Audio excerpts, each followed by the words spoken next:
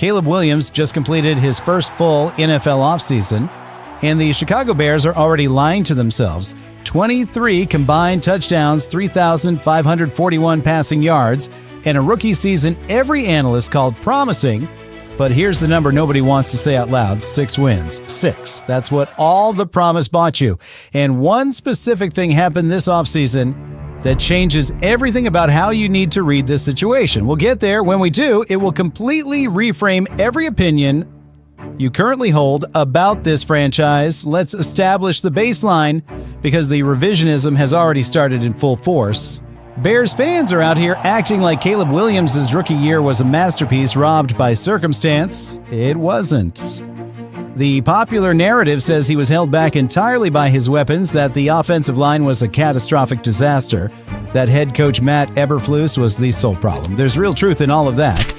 But the hard data does not let Williams off the hook the way people desperately pretend it does.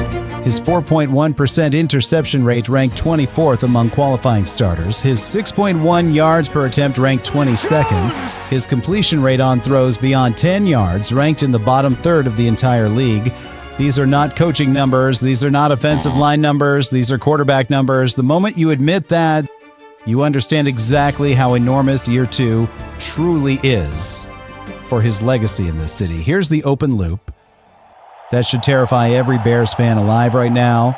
There is one mechanical flaw buried deep inside Caleb Williams' rookie film that the Bears' new offensive coordinator has not publicly addressed a single time this entire offseason. Not once. We'll break it down completely before this is over. And once you see it, you cannot unsee it. It is the single most important football question surrounding this team heading into 2025. But first, talk about what the Chicago Bears did this offseason, because the front office genuinely went to war with the checkbook wide open.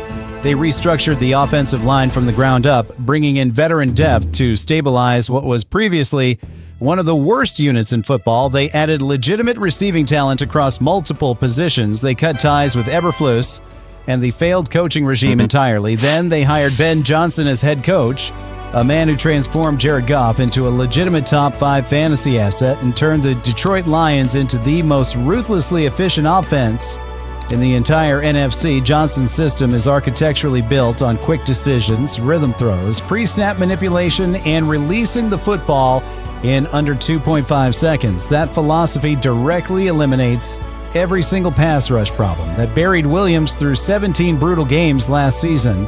And Williams was not passive this offseason. He stayed in Chicago.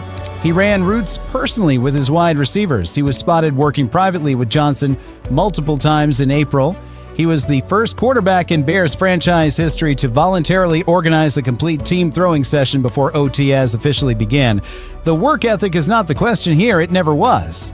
The question is whether the work fixed anything that is structurally, mechanically real, because here is where the Chicago fan base is genuinely deceiving itself on a mass scale.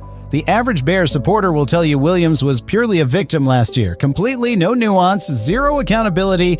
They will point to DJ Moore dropping 9 catchable passes across 17 games. They will point to the offensive line surrendering 53 sacks, ranking a dismal 28th in protection. Those facts are legitimate. Nobody intelligent is disputing them, but context demands comparison. Patrick Mahomes played behind a fractured offensive line in 2022 and still posted a 67.1% completion rate while leading the Kansas City Chiefs to another Super Bowl. Josh Allen dragged the Buffalo Bills on pure arm talent through back-to-back AFC Championship appearances when his supporting cast actively failed him. Lamar Jackson in 2019 operated behind a line ranked outside the top 20 in pass protection and still won MVP unanimously. Elite quarterbacks do not wait for perfect conditions. They manufacture results inside chaos before conditions improve. Caleb Williams, across 17 games in year 1, did not do that consistently enough when it mattered most. 3 fourth-quarter comebacks is a genuinely positive signal about his competitive character. But that number sits directly next to 4 games with a passer rating below 70.0, and you do not get to show people only one side of that ledger when evaluating a franchise quarterback. Now, here is what the mainstream media has completely failed to address this entire offseason: the mechanical flaw Nobody will say plainly, pull up a Williams game film from weeks 9 through 17, watch his footwork specifically on rollouts to his left, watch his plant foot on any throw, requiring him to reset and fire back across his body. His hip rotation stalls at the critical moment of release. The ball consistently arrives late into tight windows.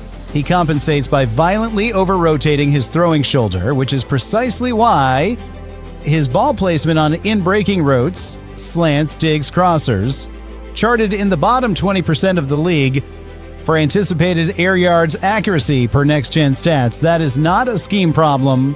That is not an offensive line problem. That is a specific, deeply grooved but fixable mechanical issue that Ben Johnson must have documented somewhere. The fact that the Bears have not addressed this publicly even once means one of exactly two things. Either they corrected it thoroughly in private winter sessions before cameras arrived, or they are hoping nobody outside the building notices until October losses are already stacking up and the narrative has permanently shifted to panic.